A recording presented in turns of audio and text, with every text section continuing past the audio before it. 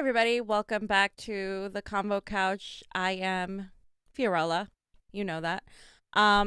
Johnny's on the ones and twos, and today we have a special guest. We have Ron Placone on. Hi, Ron. What's up, Fee? Good to see ya. Good to see you, Ron. And it's nice to have like-minded voices during this time where things are kind of crazy, and whatever happens, we're screwed. So, I appreciate your voice, and I appreciate, I saw what you and Graham did the other day, and it was hilarious. We were just, Pasta and I were watching it. We were like, wow, Oh, thanks. we were Yeah, well, thinking that the was, same I mean, thing. and I know I don't want to reveal our hand, so to speak, on what we're going to talk about on the show today, but I know, yeah, that VP debate was quite the doozy. So I know we're going to jump into it. So Exactly. It was really bad. It was awful. It was another shit show to say the least. And let's just get right to it, Ron, because Kamala Harris now, Kamala Harris's performance, I don't think it was amazing. I don't know what you thought of it, but I thought I, it was pretty bad. well, I literally said this, and I was not trying to be funny or even embellishing. Yeah, that I VP think, debate was and keep quite in the mind, doozy. like full disclaimer about me, in a different life, I taught public speaking. So, I've taught debate. So I come at it from there's a part of me that whenever it's a political debate, regardless of how I feel about the candidates, which usually I don't like any of them, but regardless of how I feel about the candidates, I usually will objectively look at the debate through an objective lens. And my objective prediction was I think Kamala Harris will out debate Mike Pence. Right. And even that was giving too much credit. And I honestly felt, and again, this is strictly from a debate standpoint. This has nothing to do with how I feel about either candidate. I'm not a fan of either. But I think the only way Kamala Harris could have done worse is if she was deliberately trying to lose. That was one of the worst debate performances I have ever seen. The fact that we live in a world where Mike Pence, a an authoritarian theocrat, went 2-0 in debates. I mean, the last thing I tweeted, I was like, Mike Pence is not a good debater. He has just had unbelievably weak opponents. Tim Kaine did even worse than Kamala Harris, which, so the bar was on the floor for her, and she barely, she didn't even really surpass it. But the fact that Mike Pence goes 2-0 in debates is just pure evidence that we need a complete overhaul of our electoral system. We have an electoral system that, because it is such a rotten system to its core, it rewards the most mediocre and, in worst cases, corrupt among us. And that's just evident of Mhm. it. The fact that someone like a Mike Pence, who should never even be put on camera in general, is not only in a position of power where he's an inkling hair away from the presidency, but you can't get somebody to freaking out debate that guy. And I know we're going to break it down, and I can bring up many, for instances, Yeah. where it was so easy for her to knock down his bullshit, fringe Reaganomic rhetoric, and she couldn't do it. And why couldn't she do it? Well, because Right. she basically subscribes to the same principle. Yeah.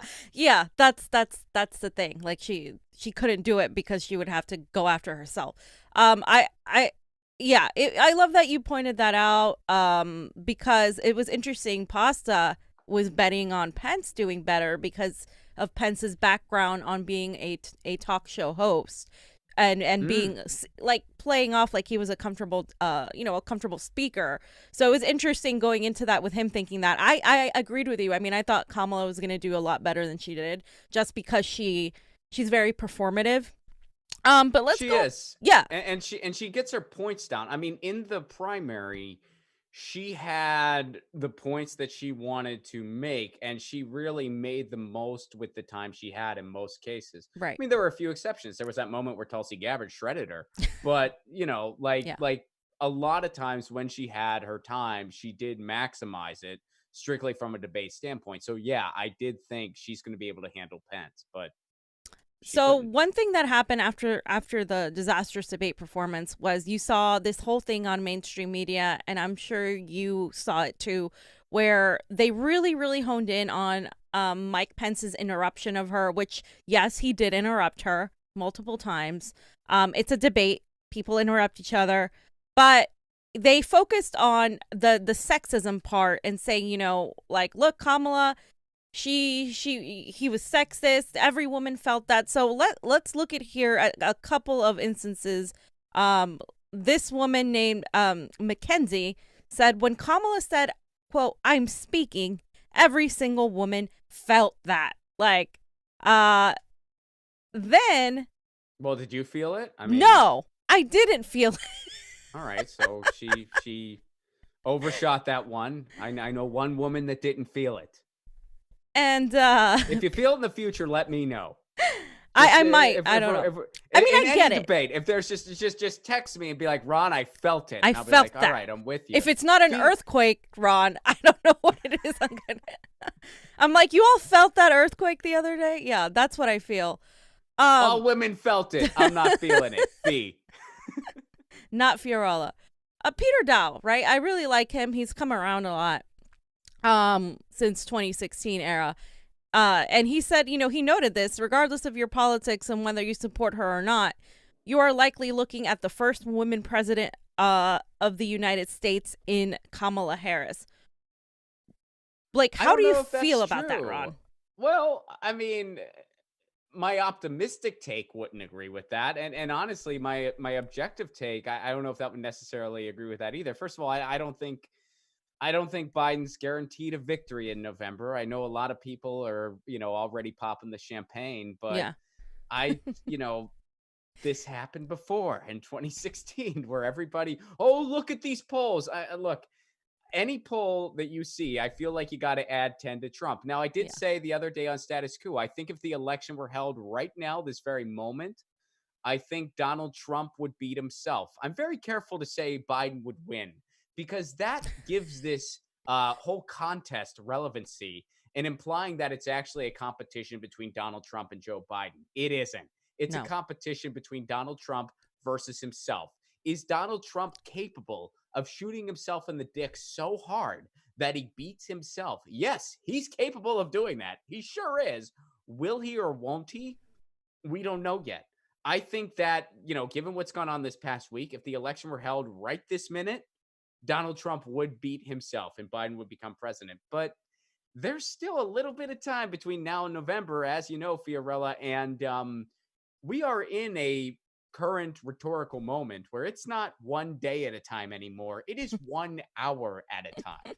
So a lot could change between now and November. So I don't even think Biden's guaranteed the presidency, which, getting this back to that debate, I mean, these are you saw two grossly unlikable people in Mike Pence and Kamala Harris. These are just two very objectively a theocrat and a people. cop, right? Yeah, right? No kidding. And so it goes to show, well, these are the people who were imposed on the American people. The vice president is selected not by the voters. Right. So these are the people that they imposed on us. And Kamala Harris especially, those of us who follow this stuff constantly, I think we were all pretty much in harmony and agreement that Kamala was the chosen one. She was meeting with the Clinton people on day one. She was the chosen one. And when she announced her candidacy, the state of California, first and foremost, was like, no, thank you. No, we know what you did. We know what you're all about. No, thank you. But they tried to shove her down our throats. Anyway, we were like, no, Kamala. So they were like, how about Buttigieg? No, thank you. How about Beto? Again, no, thank you. We're going to try Beto one more time. Did you see that cover of Time magazine? He looks good in denim. Nope, we're still going to pass. How about Liz Warren? No, we're going to try Liz Warren a couple more times. Hollywood bought it, but nobody fucking else did. No, okay, well, we're going to get this fake momentum and you're stuck with Biden. Fuck you. That's what happened. That was the primary. So Kamala was the anointed one, so they figured they would force the anointed one somehow. So she got the VP. She won 0 delegates. She dropped out early on. I mean, it was very obvious. It was very obvious. Yeah, Tulsi Gabbard got more delegates, right? I mean, this is ridiculous. Shredded her in the debates. I mean, she was, and again, she had some good speaking moments, but she also got shredded in those debates, and it was just apparent. It was just so apparent that people just were not behind her. She was just not the right candidate. And how do you, I mean, we are seeing historic levels of civil unrest because of police brutality, and justifiably so. Yeah. And you pick a cop. Right.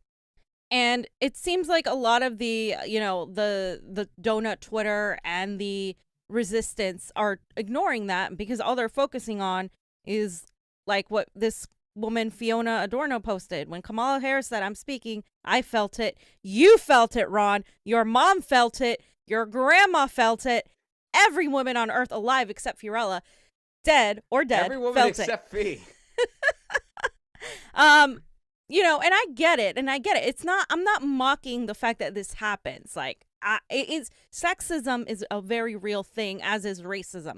But when they take this and they make it center stage and they cheapen it this way, it loses its value. And that's what I see happening here. We could look, Jonny, at the picture with all of the mainstream media articles that were posted like that day and the day after. All of these saying the same thing regarding the sexism she experienced, etc. All of this to not note how horrible her performance was, because she didn't address policy. Neither of them addressed policy, but she had every opportunity to embrace progressive ideas. But instead, she 20 times said, Joe Biden is not banning fracking. Joe Biden is not banning fracking. She then went to tweet about it. Joe Biden is not banning fracking. She did. She tweeted that. Just to be very clear, in case you didn't get it the first 500 times. So, let's talk about just how a debate works briefly. And I don't want to, I mean, I could go on a tangent for a really long time, but like, one of the first rules of debate is that you kind of set the terms. Right. You lay out what the terms are. And what you really don't want to do is let your opponent define the terms, and then you are playing defense the entire time, following your opponent. In that regard, from a debate standpoint, Mike Pence did everything right and she did nothing right. Mike Pence laid out the terms. The Right. Green New Deal is bad. Fracking is good. And if you're going to ask me about abortion, I'm going to tell you how dope it was that we assassinated General Soleimani. That's what Mike Pence did. It was a bunch of lies and propaganda that anybody who's been paying attention for a millisecond could easily knock down.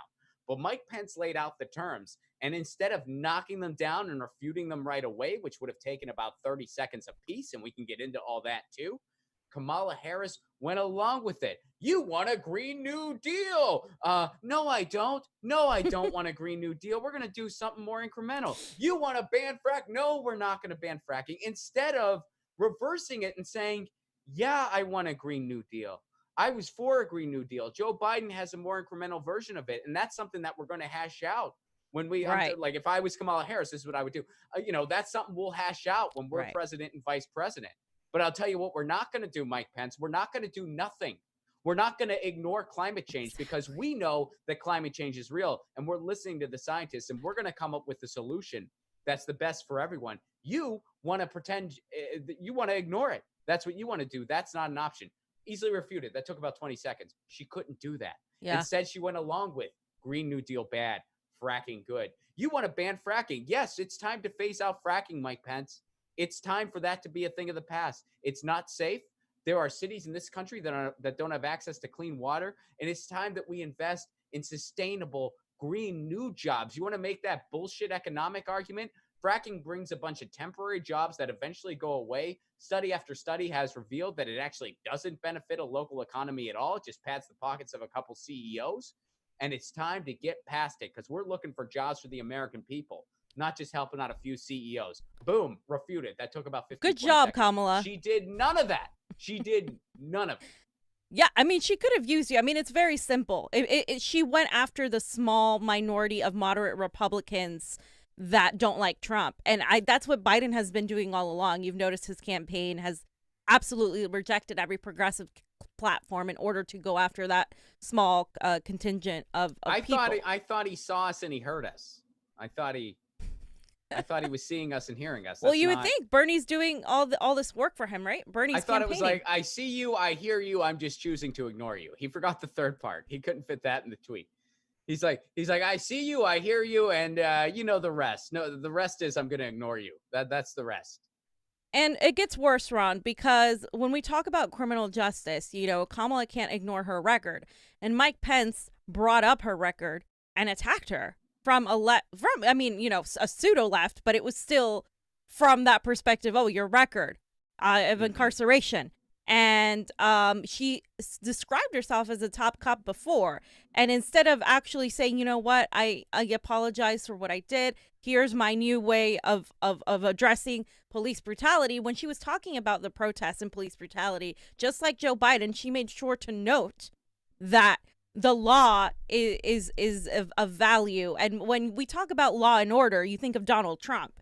So it's like they were trying to out-Republican and out-Trump the entire time. And you're just not going to do that in a debate with a theocrat. It's just not going to happen.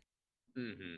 Yeah, if you try to outright an authoritarian theocrat, you're not going to be able to.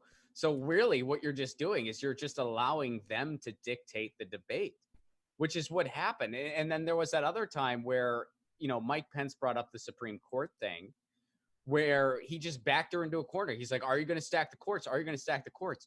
If she just knew her way around a debate, she would have said, you want to talk about the courts and the legitimacy of our courts. First of all, let's talk about the fact that it's nothing short of criminal and straight up bizarre that our court system is a political football in the United States. Yep. So by expanding it and having term limits, you end that, and it needs to end, first of all. But second of all, let's look at who's appointed to the Supreme Court right now. George W. Bush, who didn't win in 2000. The Supreme Court handed him the office and controversially won in 2004, which I think it's fair enough to say he wasn't really a candidate of the people at all. That guy appointed 2 people. Donald Trump is on his way to appointing 3, already appointed 2, on his way to appointing 3, and that's a guy who did lose the popular vote. That's just objectively true. Donald Trump lost the popular vote. So you have half, and potentially soon to be more than half, of the Supreme Court that does not reflect the will of the people. It doesn't reflect the will of the people, and you want to make sure you get a 5th in there. So you have over half of the Supreme Court that doesn't reflect the will of the American people. Right. And you're accusing our side? You're accusing our side of trying to stack the courts? Wow. That takes courage, Mike Pence. That takes delusional courage to have the audacity to try to do that. That's what she would have said instead of letting him back her into a corner when Republicans are just blatantly ignoring anything resembling public opinion when it comes to the Supreme Court, and Democrats go along with it. Exactly. Exactly, Ron. She could have used you in the debate. I don't know who she's paying, but they're not doing a great job.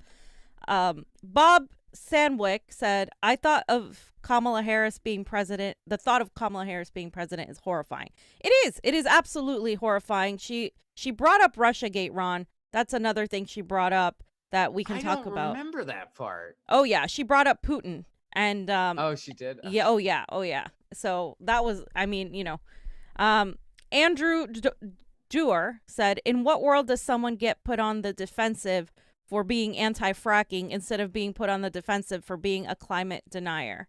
No shit, right? In this world? Absolutely. Yes. Unfortunately, in our world, in our reality, that's what happens. Yeah, the debate became about who is worse on climate. That's what the debate became about. Hey, fracking's dope. No, fracking's really dope. We think fracking's dope too. The Green New Deal's bad. We don't like it either. I mean, it's just... Especially, it was remarkable. Being a senator in California, which is burning up, and having had that photo op with those, what is it, the boots she had on. I mean, it's just, it looks really bad. Yeah, I mean, shoes. They're not doing herself any favors. The Timberlands, that's what they were. Well, you know what was such another just gross moment? But and again, this goes back to Kamala herself as a cop, so she wouldn't have the kind of principles to ever refute something like this. But when he was asked about Breonna Taylor, yeah, and so was she, which by the way, she couldn't just say that was not justice. She couldn't just say that was unacceptable. She had to be like, well, I don't think justice was served. She had to be mealy-mouthed about Right. it. Whereas Mike Pence immediately deflected from it and started talking about the riots. He started Right. talking about that. She had an opportunity, which, by the way, the neoliberal Democratic establishment, they're always good at weaponizing identity politics for dishonest means when it comes to smearing the left. They're great at that. They're great at that.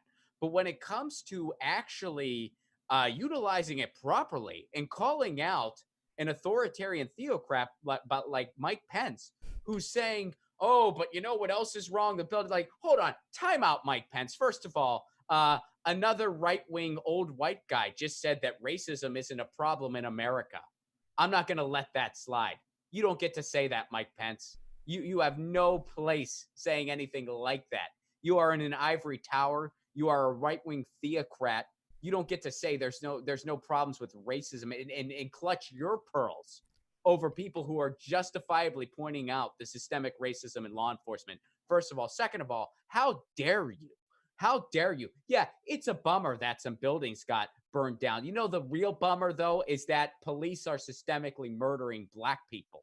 And how dare you try to equate that systemic disease, that systemic murdering to a couple buildings? You are sick. You are sick. That was another moment that she completely just waffled on, because she's going to instead let him set the parameters for, like, oh, we don't condone the riots either. No, you say, Exactly. you flip it. You flip it. You say, you know what? It's a bummer that some buildings got burned down. But you know what? It's a bigger bummer that society was pushed to its breaking point because police are systemically murdering unarmed Black people. That's the real issue here. So you want to talk about that real issue? Let's talk about it. You want to shed some tears for some buildings? Go do it with your buddy Trump. I'm not interested here. That's what she should have done.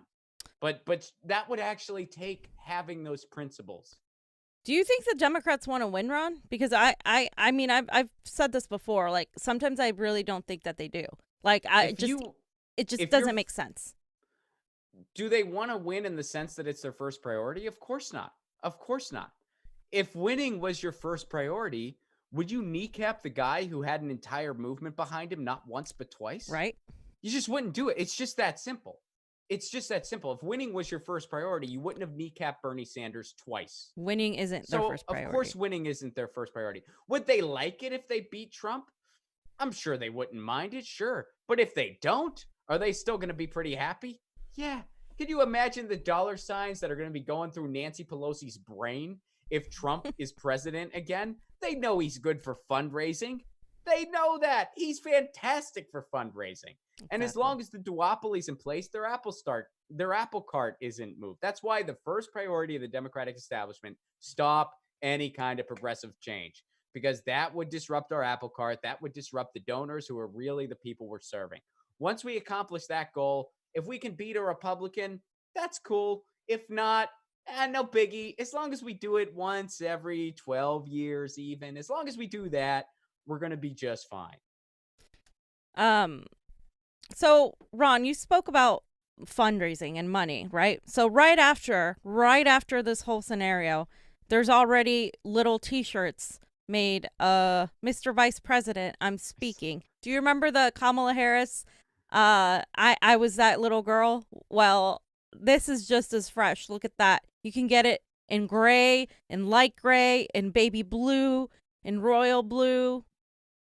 It's beautiful. You can also get the fly swatter. The fly swatter, yes, that's the other one. I mean, it was funny when a fly landed on his head, of course. I mean, who didn't laugh at that? And that was a fun moment, whatever. It was a highlight. But man, doesn't this just go to show, we are such a capitalist death cult? Exactly. That it's like, hey, we're not offering anything in terms of policy, but here's a neat marketing idea. Buy this while we force you to vote against your own interests no matter what.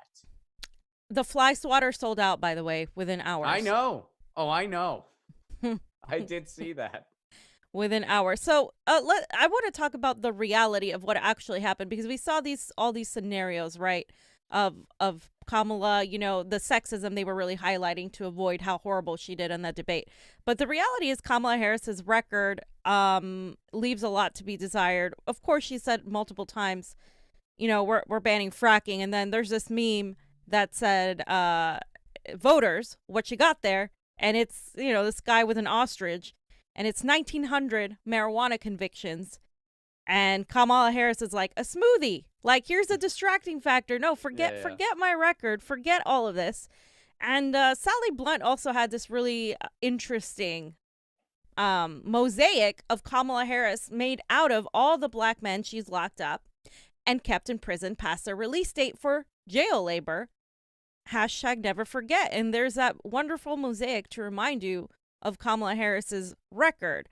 And in case you guys want to check this out real quick, I did a thread a while ago on her record because she, like I said here, a lot of people were praising her, if you recall in the debates, and that she was, she was doing really well, but people should know about her record. And if you guys want to check out that thread, I mean, her whole defense as California AG is of the death penalty. She also blocked gender reassignment surgery for transgender prison inmate. The list goes on and on.